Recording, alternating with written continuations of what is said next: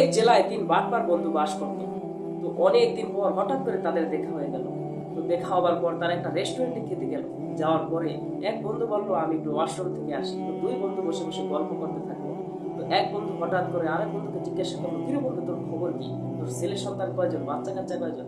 তো ওই বন্ধু বললো আমার একটা ছেলে, তাও হচ্ছে আমার থেকেও চালাক, আমার থেকেও মেধাবী। এক বড় লোকের মেয়েকে একটা মার্সিডিজ গাড়ি গিফট করে পটিয়ে ফেলছে। যদি বিয়ে শাদী হয়ে যায় তাহলে সকল সম্পত্তির মালিক হয়ে যাব আমি। মেয়ের বাবার সম্পত্তির অভাব নাই, বিশাল কোটিপতি। ওই বন্ধু শুনে বললো আমারও তো একই কাহিনী, আমার ছেলে আমার থেকে অনেক বুদ্ধিজীবী এবং মেধাবী, একটা বাড়ি গিফট করে এক বড় লোকের মেয়েকে পটিয়ে ফেলেছে। শুধু বিয়েটাই বাকি, যদি বিয়েটা হয়ে যায় তাহলে আমি হয়ে যাব লাখ টাকার মালিক, কোটি কোটি টাকা আমার সম্পত্তি হয়ে যাব। তো কিছুক্ষণ পরে ওই বন্ধু, যেই বন্ধু ওয়াশরুমে গিয়েছিল সেই বন্ধু আসলো।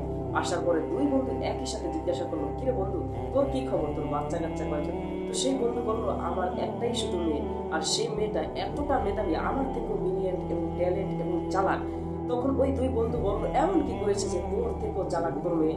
তখন ওই বন্ধু বললো আমার মেয়ে এতটা চালাক যে দুই ছেলেকে বোকা বানিয়ে এক ছেলের থেকে গাড়ি আদায় করেছে এবং অন্য ছেলের থেকে একটা বাড়ি আদায় করেছে বিয়ের নাটক করে। আমার মেয়ে যে তাদেরকে ধোঁকা দিতেছে এটা তারা বুঝতেই পারলো না। হ্যাঁ, আমি এই গল্পটা এই জন্য বলছি যে আপনি নিজেকে কখনো চালাক ভাববেন না। নিজেকে চালাক ভাবতে আপনি পস্তাবেন, কারণ আপনার থেকেও অনেক চালাক এই সমাজে আপনি আছে, আপনি টের পাবেন না। নিজেকে সবসময় ছোট ভাববেন, তাহলে সব জায়গায় আপনি জিততে পারবেন।